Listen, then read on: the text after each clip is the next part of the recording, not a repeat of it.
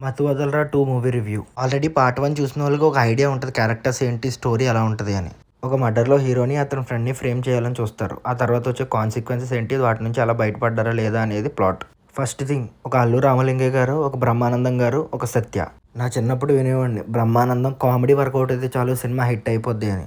మళ్ళీ అలాంటి comedian recent టైమ్స్‌లో చూసింది సత్యనే. సునీల్ అండ్ వెన్నెల కిషోర్ లాంటి కమెడియన్స్ ఉన్న సీన్స్ కూడా కంప్లీట్‌గా డామినేట్ చేసాడు. అక్కడ స్క్రీన్‌లో ఏం రాస్తుంది, ఏం జరుగుతుంది అదంతా సెకండరీ.